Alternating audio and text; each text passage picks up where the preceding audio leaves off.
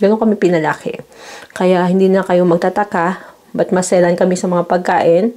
So today, bumili tayo sa grocery ng bumili tayo ng candle. Kasi dito ko po yun ilalagay. This one, we already bought this many years ago. Halos kasi lahat ito, sabay ito binili. Kasama yung decorations sa Christmas tree.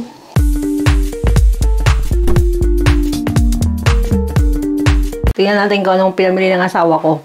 So, nakalimutan niya. Hindi yata yung nabasa yung message ko. So, ngayon, nag-prepare na ako ng meat.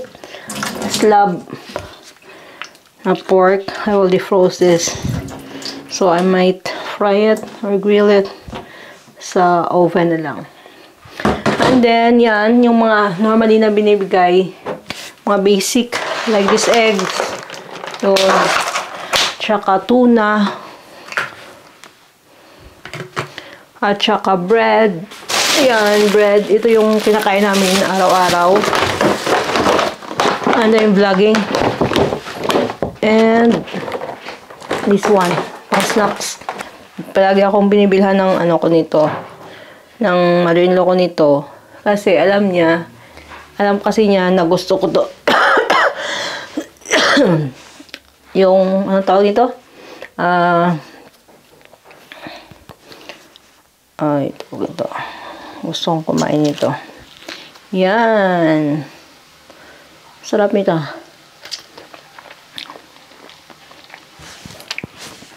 Atis. Sa Ilonggo, atis. I don't know how do you call it in Tagalog. Atis din yata.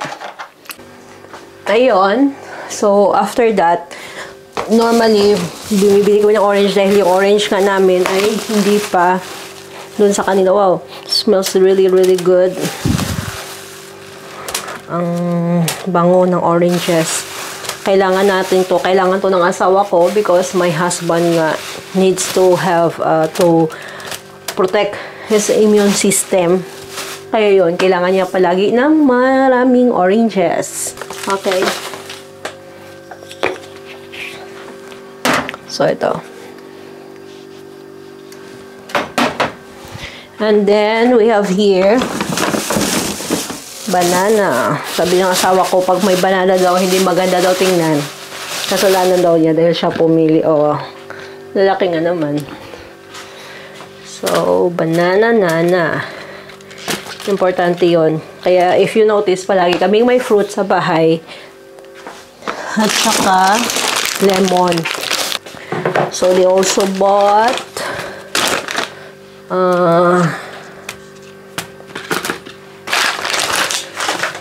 kamali yung asawa ko. Bumili ng butter, pero unsalted. Gusto yata na mag-bake ako.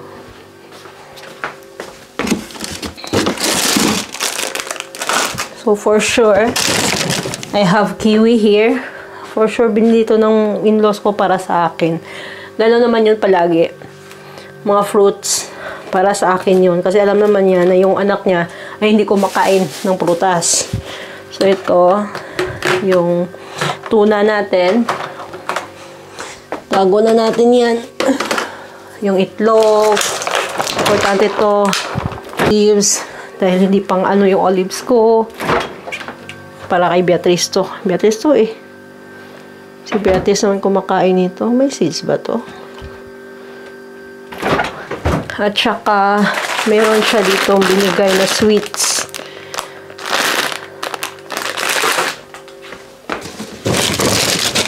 At saka ito.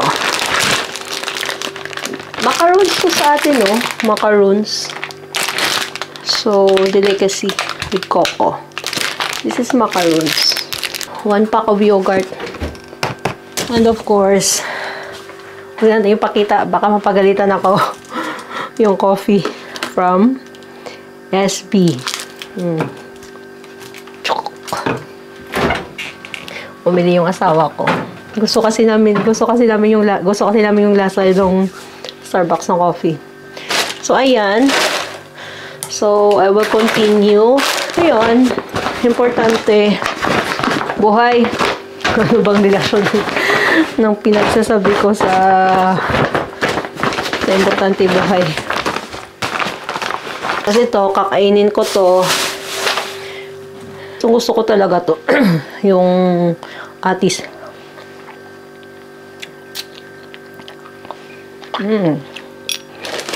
Yung tamis. Yung mother-in-law ko, palagi ako binibilhan nito eh. Thank you so much sa atis.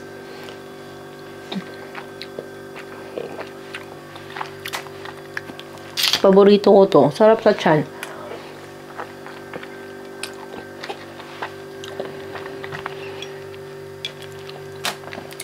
Basta mga prutas-prutas na pinadala dito sa bahay para sa akin yan. Pag chocolate, kay Beatrice sa kay pag chocolate, kay Beatrice sa kay Pedro yan. Alam nila kasi na gusto ko yung prutas. Galing ako sa tropical ng Ram 3. Kaya gusto ko yung mga prutas-prutas. Kasi yung mother-in-law ko came from Madeira Island. Sobrang daming prutas doon. As in, kung anong prutas sa Pilipinas. Kasi tropical nga yung area ng Madeira. Sarap doon. Ay, kaya ako makakapunta doon. Na-cancel kasi yung flight namin doon papunta.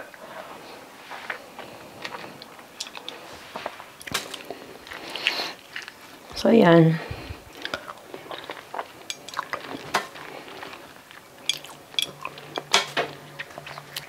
Nauna pa to kaysa sa lunch eh.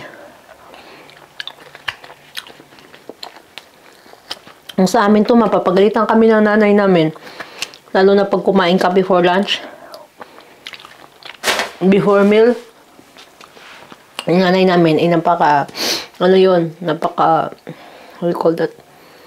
When it comes to eating.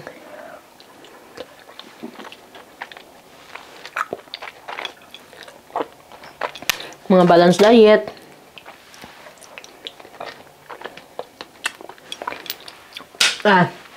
Yung sekreto pala ng tatay namin.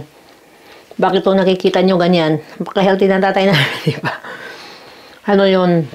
Normally, yung kinakain niya ay when we were young, at saka hanggang ngayon, gusto niya lang kainin ay fish at saka vegetables. I remember before when we were young, ayaw nila kami kumain ng karne. Kumakain kami ng karne once a week. Kasi sabi ng nanay namin, hindi yan matutunaw sa tiyan mo. It took so many days bago matunaw yung karne. So, much better na fish lang at saka vegetables. Actually, fish and vegetables ang talagang kinakain namin mostly sa bahay. So, yun, pag weekend, saka kami nagkakarne. Yun.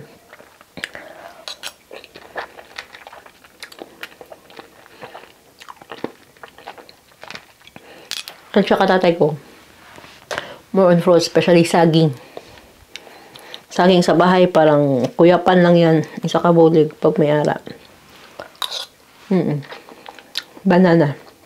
Since may tanim naman kami na banana, dun sa uma. Yun. Yun ang palaging kinakain ng tatay namin. When it comes to food, yung meselan, yung tatay po namin. Yung tatay namin, ayaw kaming kumain sa mga pagkain sa tabi-tabi. Oo. He is so conscious when it comes to food, yung mga street foods. Kaya kung mapapansin nyo, hindi talaga kami magkakapatid kumakain ng mga street foods. Kumakain naman, pero you have to choose kung anong kakainin mo, especially yung mga street food. Hindi kami kumakain basta-basta ng street food. So, ayan. Ganun kami pinalaki. Kaya hindi na kayo magtataka, but maselan kami sa mga pagkain. We are very conscious what we are eating. Especially kung gaano kalinis, ang pag-prepare, mga ganyan. So, yan. Kaya dito, kahit dito. Ganun din ako. Pag medyo na, may nalang ko na naman baho na, hindi ko na kinakain yan. Tsaka medyo, kahit hindi pa expired, pero kung nakita mo na medyo hindi na maganda tingnan. Ayoko kasi mag-risk ng buhay natin when it comes to food. Diba? Safety first. Mahirap na. Nakakatipid ka nga. Someday you will say, hindi na kami nagkakasakit. Maybe now. And someday, kung nagkakasakit kayo, ito yung cause, yung food poisoning. Kayo din. So, ayan, nasa bahay na tayo at tayo po ay nag-grocery. Kung makikita ninyo, ito po yung grocery namin. Ito po yung pinag-grocery namin every month. As weekly, go-grocery din kami, pero yung tinapay na lang. Yung kinakain namin during breakfast. Ito po isa-isahin. Pero may binigay ako kay Bea. Bibigay ako kasi last time humingi siya sa akin ng lip gloss daw. So, bibigyan ko siya and I will see later kung anong reaction niya pag ibibigay ko to sa kanya. This one, Frozen lip gloss. So, tingnan natin. May dalaga na kami. Lagay natin to sa ating table. Kasi this is for candles. As you noticed, wala pa pong candles yung table namin. Na meron na siya doong lagayan, pero wala pa pong candles. So, we have to put this later. Nakita to ng asawa ko. Ito pa rin yung nakuha ng papa niya. Ito yung para kay Beatrice. Palaging ano yun eh. Swerte yung batang yan. Palaging may pa-surprise. Spices para sa aking olives na gagawin. Yan. Bumili tayo dito. Ikaw nang isa-isahin ha. Kasi nakakahiya naman. Ipakita ba sabihin ng mga tao dito, pinapakita yung pinag-grocery niya. So, ayan. Yan yung ginagrocery namin. Aside pa yung kahapon na ginagrocery ng asawa ko at saka nung mama niya. So, nag-grocery kami. At saka itong hindi namin ang maple syrup. Maple syrup is life here sa bahay. So, yun. Magluluto na ako ng aming tanghalian. We will only eat yakisoba with toasted bread. Yun. Yun yung lunch namin. Ganun lang yan dito. Pag hindi pizza, once nag-grocery kami, pizza or anything na mabilis lang kakainin, yan yung ginagawa namin. So yeah, why not coconuts? So today, bumili tayo sa grocery ng, bumili tayo ng candle. Kasi, dito ko po yun ilalagay. This one, we already bought this many years ago. Halos kasi lahat ito, sabay ito binili. Kasama yung decorations sa Christmas tree. Actually, we bought it already, naka-return of investment na yan. Matagal-tagal na yan. Ganun lang yun. Pag nakabili ka na, one time, ulit-ulit na lang, or mix-mix na lang ng color. Kasi last year, yung color namin ng Christmas tree is blue and gold. So, this year, supposedly, ibahin ko. What I mean is, I decided to red, gold, and white para parang ang ganda ng spirit of Christmas. Ilalagay natin yan dito. Yung kandila na to. So, buksan natin kung magkasya nga. Kasi alam ko hindi ito magkakasya dito sa Hindi siya magkasya sa slot. So, I will try kung kasya. Pag hindi, slice natin yung bottom ng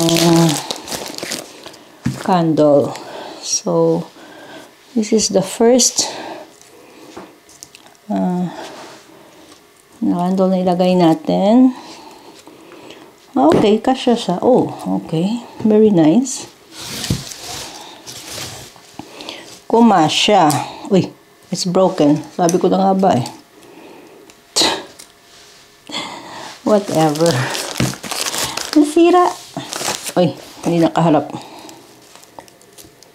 Yan. Sobrang lagay. Tapos, yung number 2, lagay din natin.